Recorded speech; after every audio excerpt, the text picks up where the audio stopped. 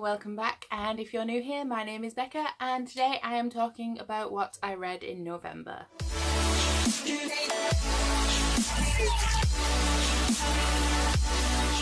So November was a really good reading month for me. I read 8 books in total and they weren't even short books. The shortest book I read was a poetry collection. Everything else was sort of a full-length book. No graphic novels. And yeah, I'm just really happy because I didn't think I could read that much, and even when it got to the end of the month I couldn't believe that I'd read that much. As for star ratings, they were a little bit all over the place. I read at least one book with every star rating this month, so right from 1 through to 5. I took part in 2 readathons, one was a success and one was a massive failure. And let's just get into talking about what I read. So the first book that I read this month was for Scallywagathon, which was the readathon that was a massive failure for me, and it was The Betrayal of Natalie Hargrove. I absolutely hated this. I gave it 1 star. It has no good points in my opinion. The main character is sort of self-absorbed and uncaring, unfeeling. She's just a massive brat. It's about a girl who will stop at nothing to become Palmetto Princess, which is like a prom queen, and even when somebody dies she doesn't care. She just wants to make sure that she's still prom queen. And yeah, it just nothing good was in this book. It was terrible. I didn't like the characters. I didn't like the plot. It's 235 pages long and I got interested at around page 220 and then the book ended. The questions that I had throughout this weren't answered. When I got to the end I just had more questions. I've lost all faith in Lauren Kay. To be honest, I didn't have any to start off with. I hated the Fallen series. I hated this as well. I will never read another book by her. Her tropes aren't even executed well and her books are really tropey. Characters are awful. I've never had a connection to any one of her characters. That's me done with that author. Next, I read Genuine Fraud by E. Lockhart, which I give 4 stars. I really liked this. I know that a lot of people don't like E. Lockhart's books. For me, I'm not a thriller reader, so the sort of little bit of mild, sort of soft core thriller in E. Lockhart's books are absolutely perfect. They keep me guessing. Like with We Were Liars, I did guess some of the plot twist, like when I was halfway through the book, but I was really compelled to read. I read it super quickly in maybe 2 days. I thought it was really well done. I loved the main character and sort of her issues. There was always the questions of who is she, what is she doing, where's her friend, and yeah, I just thought it was really good. For those of you who don't know, Genuine Fraud is about 2 girls. The story is told backwards, so it's told from, I think, July, August this year, and it goes back just over a year, I think, to 2016. I'm not going to tell you what the plot is about because I found with E. Lockhart books, it's best to just go in blind and discover it for yourself. I would highly recommend this one. It's very different from We Were Liars. It's not written in that awkward prose that a lot of people didn't like, but it is told backwards, so you have to sort of wrap your head around that. I would recommend that you read it in either one sitting or like across a couple of days so you don't lose the thread of the plot. It was great. I enjoyed it. Next, I read How I Live Now by Meg Rosoff. This was the first book I read for Contemporary-thon. Gave this 4 stars, but I really didn't like it. So you may ask, why did you give it 4 stars? This is a book about an American girl who is sent by her father to live with her cousins in England, and then a war starts and she's trapped in England. There's no adults, there's just her and her cousins in the house until eventually they get separated. I didn't like this book because it hit a little bit too close to home for me. Essentially the war starts because the attacking forces wait until the British Army is busy elsewhere and then they invade the country and defend it from the inside from its own army. And I just thought it was a little bit too poignant with the threat of ISIS in this country at the minute.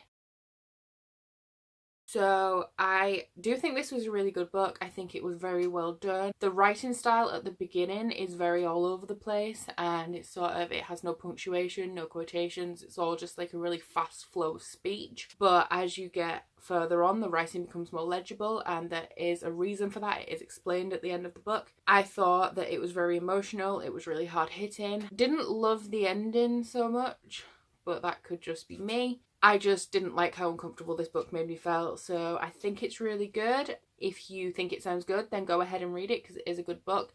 It just made me feel very uncomfortable when reading it, and that's why I don't personally like it. Next, I read Turtles All the Way Down by John Green, which is my first 5-star book of this month. I really like John Green's books. I've read The Fault in Our Stars, Looking for Alaska, and Paper Towns. I didn't like Paper Towns as much as the other two. This is now my favourite John Green book.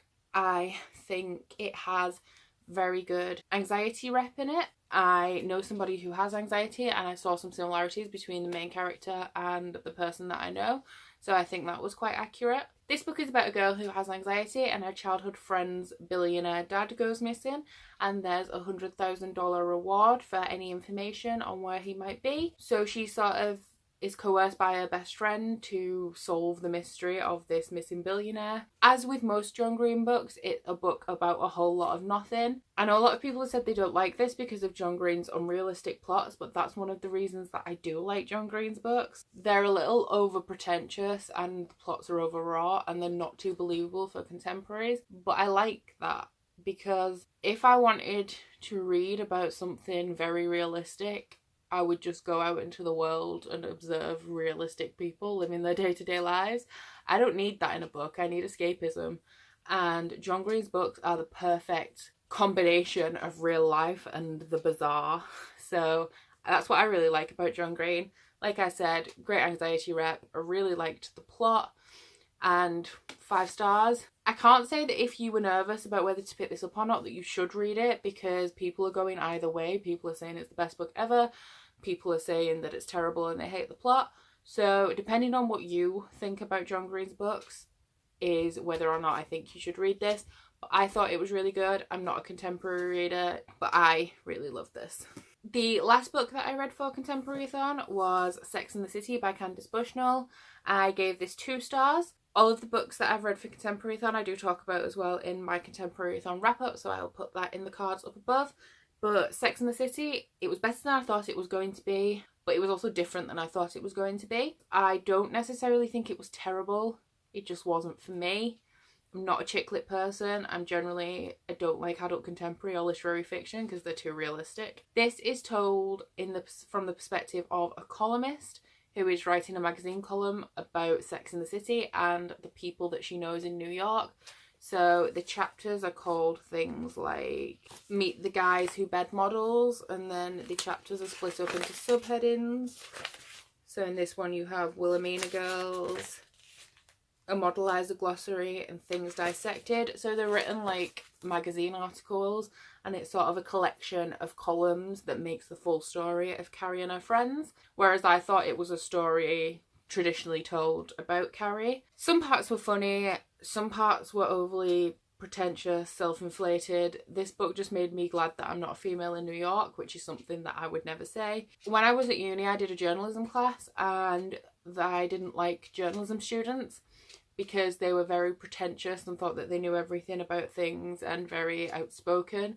And this is the vibe that I got when I read this. The author is a woman who thinks she's really clever and funny, and I didn't really like it. It didn't really work well for me. Next in November, I read Red Queen by Christina Henry, which is the second book in her Alice duology. I liked this a little bit more than the first book, but I still didn't love it. This was also a 2-star read for me. I can't really tell you what this one's about because it is the sequel, but in the first one, it is about Alice from Alice in Wonderland, who is in an asylum, and she escapes with Hatcher, who is the Mad Hatter.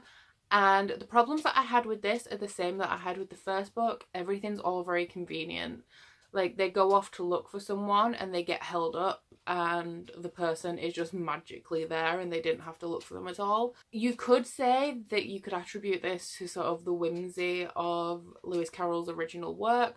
However, for me, it's not what I was looking for. I was looking for something inspired by Alice in Wonderland, not really written in the same style as Alice in Wonderland. And I thought everything was too convenient. The characters are very whimsical. Alice herself is a little bit dense. She doesn't really try, in my opinion.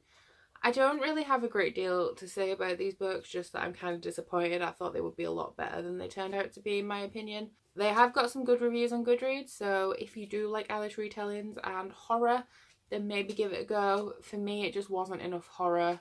It wasn't gripping, it wasn't thrilling, and the plot just wasn't very well written for me. My second 5-star book of the month was Depression and Other Magic Tricks by Sabrina Benheim. This is the girl who went viral for her spoken word poetry called, I think it's called something like How to Tell My Mother I'm Depressed, or How to Tell My Mother I Have Depression. And it's a collection of poetry by her, and I really, really enjoyed it. I have the ebook of this because it's actually impossible to get in this country. I don't know if it's sort of awaiting more copies being printed, but I can't get it on Book Depository and I can't get it on Amazon, and it isn't published in this country, so I'm not really sure how I can get hold of it. So I did get the ebook. I really enjoyed it. There's different sort of types of poetry. I can't really give you a review for this because I don't know how to review poetry. One of my favourite poems was about a trip that she took to San Francisco with her dad, and on this trip they went shopping together and she bought a leather jacket that she still wears all the time even though the trip was years ago. The last line is, "It's funny how a jacket can be more reliable than a father." Yeah, some of the poems spoke to me. There was a couple I didn't really like, but I gave this 5 stars. I thought it was really, really good. I enjoyed it, but like I said, how do you review poetry? It's very subjective, so take my rating however you want to. Okay, so the last book that I read this month, I'm really excited because I actually read an adult thriller, my first one ever, and it is Emma in the Night by Wendy Walker. I read the ebook for this and I actually really liked it. I'm surprised. I just picked it up on a whim and I enjoyed it. I did give this 3 stars, and the reason for that is that it was a 4-star book all the way through, but I didn't like the ending. This is a story of 2 sisters who go missing on the same night, and 3 years later just one of them returns and tells the story of where her and her sister have been. And so obviously there's lots of media attention around this, that this girl miraculously returned, and they set out to find her sister based on the stories that she's been telling. The book is told from the perspective of the girl called Cass and also a forensic psychologist called Abby. I thought it was really good. Cass is an unreliable narrator. You can't tell, you don't know if she's lying or she's telling the truth because she seems so convinced about what she's saying, but then other people are saying that she's lying, and I just thought it was really, really good. It didn't end as I wanted it to. I thought that there would be a more surprising end to it. I will say that all the endings that I thought would happen, the one that did actually happen isn't the one that I suspected, but I thought it would end differently and I'm a little bitter that it didn't. So I gave this 3 stars, but all the way through it was a 4-star book for me. It's just the ending that let it down a little bit. So there you have it. That's everything I read in November. I had a really good reading month and I hope that you guys did too. Please let me know if you've read any of the books that I have down below in the comments, and also let me know how your reading month went. Please don't forget to like this video if you did like it, and subscribe if you'd like to see more videos from me. If you go into the drop bar, there's a link to my Instagram, my Goodreads and my Twitter if you'd like to follow me on any of those. But that's everything from me today. I hope you enjoyed this video. Bye!